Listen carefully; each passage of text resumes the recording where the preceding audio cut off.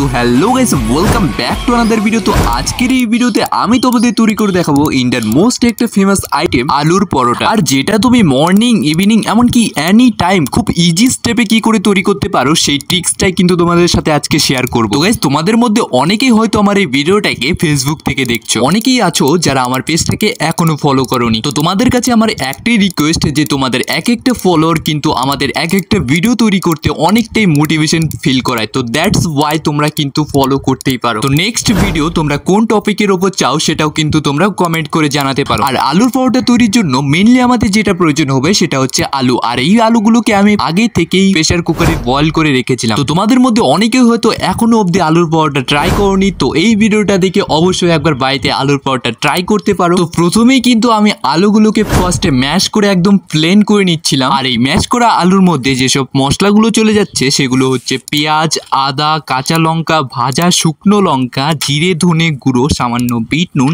আর পরিমাণ মতো লবণ তোমরা এখানে অ্যাড করে দিও এবং চাইলে ধনে পাতাও অ্যাড করতে পারো। এবং এই সব উপকরণগুলি দিয়ে একসাথে ভালো করে এটাকে ম্যাশ করে নিতে হবে। আর এদিকে আমার হাতে যে আটার ডোটা দেখতে পাচ্ছ সেটা কিন্তু আমি আধা ঘন্টা মতো প্রিপেয়ার করার জন্য রেখে দিয়েছিলাম। তো এটা তৈরি করার জন্য ফার্স্টেই তোমাকে পরিমাণ মতো আটা নিয়ে নিতে হবে এবং এর মধ্যে লবণ, ঘি, জোয়ান দিয়ে ভালো করে এটাকে মিক্স করে প্রায় আধা ঘন্টা মতো এটাকে তুমি রেখে দিতে পারো। তারপর এই আটার ডোটাকে ভালো করে একটা গোল শেপ করে নিয়ে এরকম ভাবে রাউন্ড ওয়াইজ করে তারপর এর মধ্যে আলুর পুরটাকে ভরে ভালো করে এটার মুখ বন্ধ করে দিয়ে তারপরে কিন্তু এটাকে বলে নিতে হবে। আর এই আলুর পরোটাগুলিকে বেশি বলারও প্রয়োজন হয় না এবং এগুলিকে ভালো করে বলে নেওয়ার পরে এবার এটাকে তাওয়াতে ভালো করে এটাকে উল্টে পাল্টে সেঁকতে হবে। এবং পরোটাগুলিকে ভালো করে সেঁকা হয়ে গেলে এরপর এর মধ্যে তেল দিয়ে ভালো করে এটাকে ভেজে নিতে হবে। আর ভাজতে ভাজতে এরকম একটা কালার চলে আসলে কিন্তু এই পরোটাগুলিকে উঠিয়ে নিতে হবে। আর এখানে প্রায় মোটামুটি আমাদের সবগুলো পরোটাই রেডি হয়ে গিয়েছে। আর এই পরোটাটা চলো রেডি হয়ে গেছে, এবার এটাকে ট্রাই করা যাক এবং তোমাদের রিভিউতে বলবো পরোটাটা কেমন টেস্ট ছিল। আর চাইলে কিন্তু তোমরা এর উপরে সামান্য বাটার দিয়েও এটাকে ট্রাই করতে পারো, তাতে কিন্তু এটার টেস্ট এবং এটার সফটনেস কিন্তু দ্বিগুণ হয়ে যাবে।